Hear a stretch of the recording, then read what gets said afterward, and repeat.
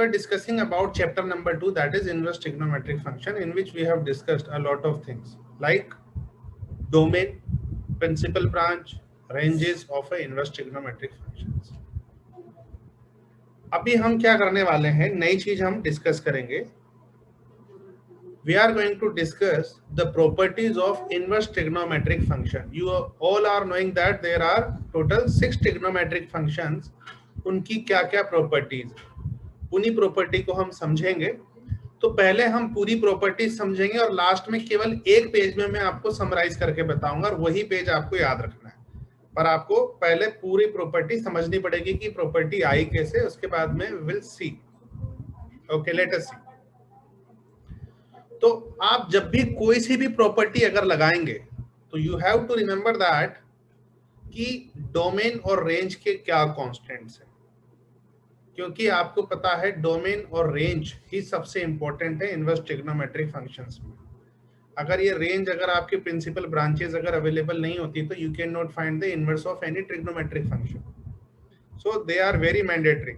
इसलिए सबसे ज्यादा हमको उसी का ध्यान देना है. तो ये मैं बार बार लाइन आपको मैं बोलूंगा, in specified domain and ranges ही क्या रहेंगे आपके आईटीएफ विल बी एप्लीकेबल. तो लेट अस सी. पहली प्रॉपर्टी और दूसरी प्रॉपर्टी, जितनी भी प्रॉपर्टीज है सबको पता करने के लिए दो चीजें याद रखनी है आपको. दोनों डायग्राम, आपको दोनों डायग्राम के बारे में पता है. पहले डायग्राम में मैंने डोमेन में लिखा हुआ है डोमेन क्या होता है, और दूसरे डायग्राम के अंदर आपको रेंज या प्रिंसिपल वैल्यूज पता चल जाएगी. दोनों की दोनों चीजें आपको पता चल जाएगी with help of both the diagram. तो मैंने हर एक स्लाइड के अंदर ये दोनों डायग्राम डाले हैं ताकि आपको कोई दिक्कत ना हो समझने में.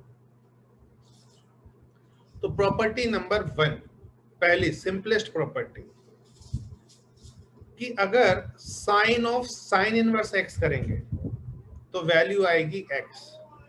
अब समझना इसमें सबसे इंपॉर्टेंट बात क्या है, जो बात समझना है वही मैं बताऊंगा आपको.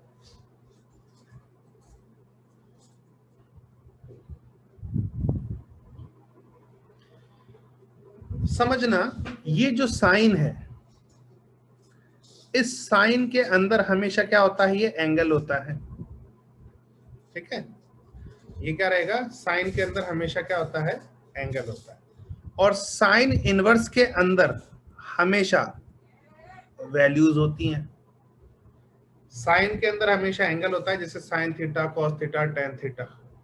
और जो साइन इनवर्स के साथ में हमेशा क्या रहता है, कोई ना कोई value. Sine inverse 1, sine inverse of minus का 1/√2 लाइक दैट. तो समझना, यहां पर sine of sine inverse of x अगर लिया जाए तो साइन से साइन इनवर्स गेट कैंसिल, ऐसा हम मान सकते हैं. तो बचेगा केवल एक्स. पर ये जो एक्स है ये क्या होना चाहिए, ये होना चाहिए न्यूमेरिकल वैल्यू, क्योंकि साइन इनवर्स के साथ वाला है. तो न्यूमेरिकल वैल्यूज के अंदर आपको पता है कि अगर साइन इनवर्स एक्स है तो उसकी numerical values, that is domain क्या होता है, -1 से लेके 1 का कौन सा इंटरवल, क्लोज्ड इंटरवल. हेंस आपको ये वाला लेना है values. If we will talk about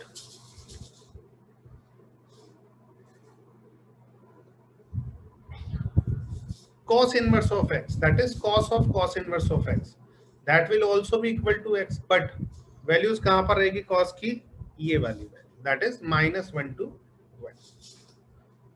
similar fashion में tan of tan inverse of x, तो tan of tan inverse of x में x की वैल्यू क्या रहेगी आपकी, हमेशा r, क्योंकि यहाँ पर इनवर्स फंक्शंस के अंदर हमेशा वैल्यूज जो आएंगी वो आती है numerical value from specified domains.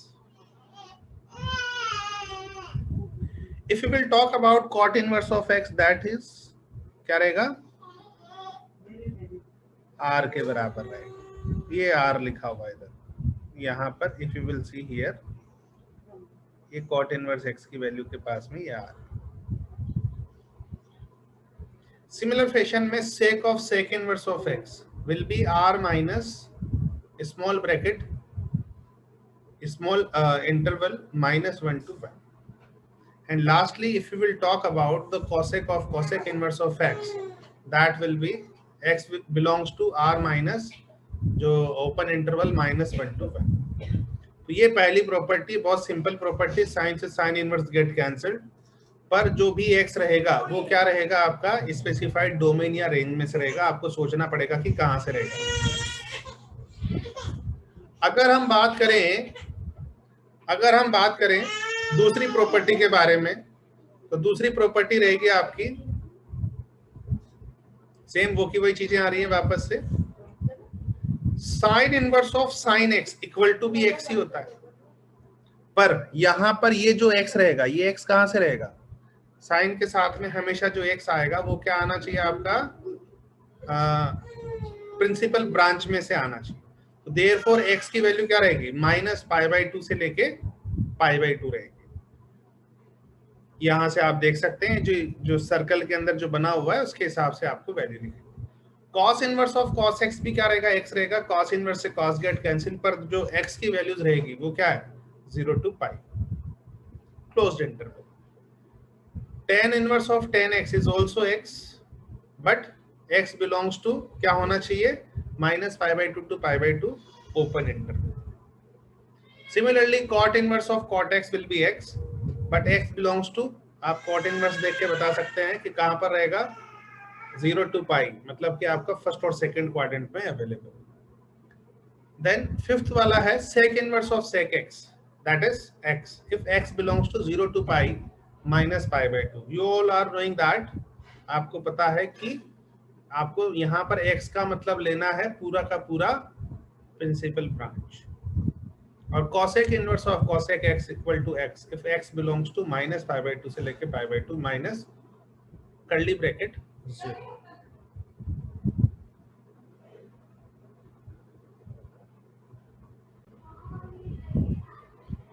Now we are going to discuss the third property, very simple property. And हमेशा रिमेंबर रखना, आपकी डोमेन और रेंज वाला कांस्टेंट आपका हमेशा रहेगा यहाँ पे। तो सेम दो डायग्राम जो मैं हमेशा बनाता हुआ आ रहा हूँ यहाँ पर चलते रहेंगे, दोनों डायग्राम के हिसाब से हम पूरी आईटीएफ समझेंगे। तीसरी property, sine inverse of 1/x that will be equal to cosec inverse of x। अब यहाँ पर समझना कि आपको डिफाइन अगर करना है तो डिफाइन किसके हिसाब से होगा, दोनों x की वैल्यू देखने के हिसाब से होगा। इस हिसाब से डिफाइंड ये होगा कि जो 1/x है उसकी वैल्यू अगर आप रखो, x की कोई सी भी वैल्यू रखो तो वो आनी चाहिए -1 से लेके 1 तक, और cosec इनवर्स x में जो वैल्यूज आनी चाहिए वो क्या आनी चाहिए, r -(-1 to 1)। दोनों की दोनों चीजें फुलफिल हो जाती है x belongs to r minus open interval -1 to 1 से। You can check it out, ठीक है, कोई दिक्कत वाली बात। तो आपको जब भी कोई सा भी क्वेश्चन रहेगा तो वो स्पेसिफाइड रेंज देगा। हाँ, अगर ऑब्जेक्टिव में अगर पूछा तो आपको रेंज पता अगर करना होगा या प्रिंसिपल ब्रांच पता करना होगा या इसका रिजल्ट पता करना होगा कि x की वैल्यू कहां से कहां तक रहेगी, तो उस वक्त में आपको दिमाग लगाना पड़ेगा। दिमाग लगा के आपको चारों ऑप्शन में चेक करना पड़ेगा कि कहां से कहां तक की वैल्यूज है। अदरवाइज आपको दोनों चीजों को सॉल्व करना पड़ेगा कि साइन इनवर्स के अंदर जो वैल्यू रहती है -1 to 1 रहती है, मतलब कि इसको मैं सॉल्व करूंगा कैसे कि 1/x की value must be equal to -1 to 1, एक इनइक्वलिटी आएगी। और जो cosec इनवर्स x की जो वैल्यू रहेगी, ठीक है, यहाँ पर साइन इनवर्स x है, ठीक है, और जो cosec इनवर्स ऑफ x की वैल्यू है वो किससे कहां से बिलोंग करनी चाहिए, r -(-1 to 1)। जैसे आप सॉल्व करेंगे तो आपको दोनों का रिजल्ट मिलेगा r -(-1 to 1)।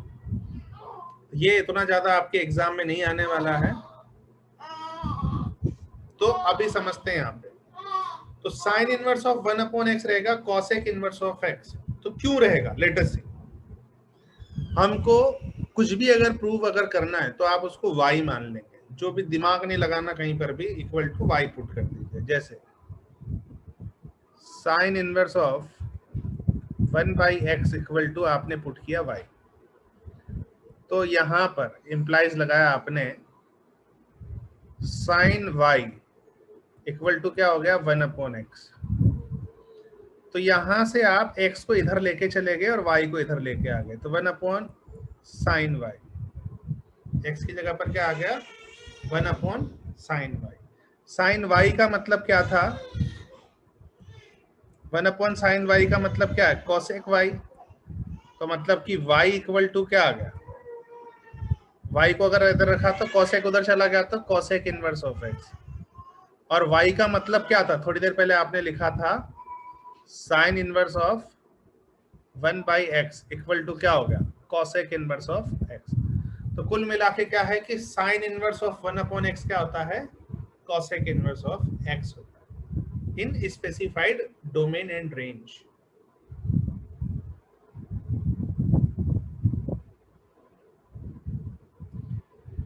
In similar fashion, if you will talk about the cos inverse of x, that will be equal to sec inverse of x, and tan inverse of 1/x equal to cot inverse of x। जितना भी है, जैसा आपने trigonometry में पढ़ा था कि sign 1/sin x क्या होता है, cosec x होता है, और 1/cos x क्या होता है, sec x होता है, 1/tan x क्या होता है, cot x होता है। सेम टू सेम चीजें लिखी हुई, बस लिखने का तरीका अलग। वो जो लिखने का तरीका है, हमें एक लास्ट में एक टेबल पढ़ेंगे, उस टेबल से सारा का सारा चीज क्लियर हो जाएगा। तो अभी आपको याद रखना है कि साइन इनवर्स ऑफ 1/x क्या होता है, cosec इनवर्स ऑफ x। मतलब कि ये क्या है, reciprocal of inverse trigonometric functions. तो प्रूफ यहाँ पर देख लीजिए आप, जैसे साइन इनवर्स ऑफ 1/x क्या था, cosec इनवर्स ऑफ x। तो मैंने क्या माना, cosec inverse of x equal to y मान लिया है, sine inverse 1/x equal to y मान लिया, आपकी मर्जी। तो x equal to cosec y हो गया, तो 1/x इक्वल टू क्या हो गया, cosec y का उल्टा sin y हो गया। तो sin inverse 1/x equal to y हो गया, और y का मतलब क्या था, cosec इनवर्स ऑफ x। तो जब भी कोई सा भी इनवर्स ट्रिग्नोमेट्रिक फंक्शंस आएगा तो उसमें आपको क्या कर देनी है, value equal to y put कर देनी है, बस दैट्स इट। फिर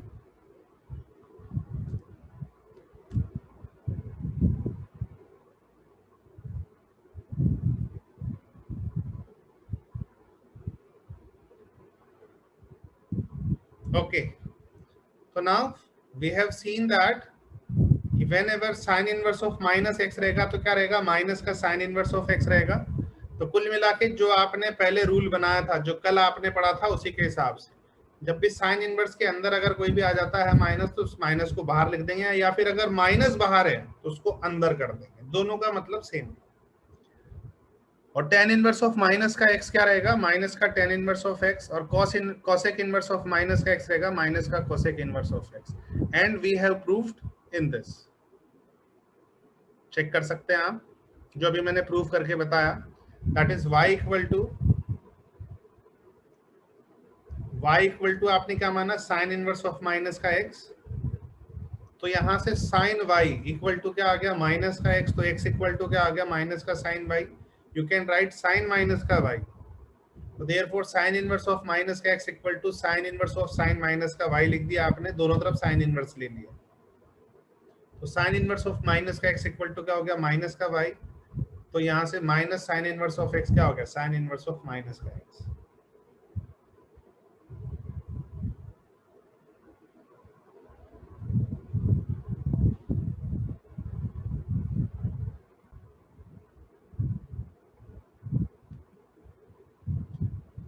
But if we will talk about the another property, that is property number 5।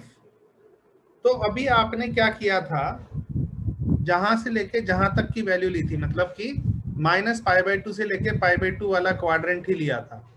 But if you will take the 0 to π quadrant, तो उसके अंदर क्या होगा, let us C.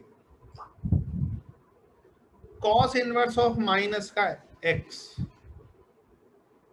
cot inverse of minus का x, या फिर sec inverse of minus का x अगर लेते हैं, तो आपको लिखना है pi minus cos inverse of x, pi minus cot inverse of x, और pi minus sec inverse of x in there specified principal branches. हर एक के प्रिंसिपल ब्रांचेस आपको पता है, जो कि आपके लेफ्ट हैंड साइड में भी लिखी हुई है, राइट हैंड साइड में भी लिखी हुई है। एज पर द स्पेसिफिकेशन के हिसाब से आपको डोमेन और रेंज लिख देना। पर ये क्यों होता है, लेट अस प्रूव नाउ। तो आपको ये याद रखना है कि फर्स्ट और सेकंड क्वाड्रेंट में जो भी हैं आपके, ठीक है, इनवर्स ट्रिग्नोमेट्रिक फंक्शंस, अगर उनके अंदर माइनस करते हैं तो उसको पाई माइनस करके लिखना पड़ेगा। तो कैसे इसका प्रूफ है, लेट अस सी, चेक करते हैं। सेम वही रूल यूज करेंगे हम हर एक जगह पर। इवन डिफरेंशिएशन जब मैं डिफरेंशिएशन में भी जब हम आईटीएफ वगैरह से रिलेटेड क्वेश्चंस करेंगे, इनवर्स ट्रिग्नोमेट्रिक वाले, उन सब में भी यही करेंगे, इंटीग्रेशन में भी यही करेंगे। तो कोई सा भी एक नंबर को आप y मान लेंगे, तो जो थोड़ा सा टिपिकल टाइप लगे उसको ही मानने में आसानी रहती है, ताकि उसको सॉल्व करना आसानी हो जाए। तो let cos inverse of minus का x इक्वल टू y मान लें। तो यहां से माइनस का x इक्वल टू क्या हो गया, cos उधर चला गया तो cos y। तो यहां से x इक्वल टू क्या आ गया, माइनस का cos y। यहां पर x इक्वल टू, अब cos थीटा नेगेटिव कहां कहां होता है आपने चेक किया। cos थीटा एक तो नेगेटिव यहां होता है, नॉर्मल cos थीटा, न कि cos इनवर्स ऑफ x, और एक यहां पर होता है। तो हमको तो जो भी अलाउड है चीजें वो कहां कहां तक है अलाउड, फर्स्ट, सेकंड और फोर्थ क्वाड्रेंट में है। थर्ड क्वाड्रेंट से कोई लेना देना नहीं है इनवर्स ट्रिग्नोमेट्रिक फंक्शंस के अंदर, केवल फर्स्ट, सेकंड और थर्ड को हमको चेक करना।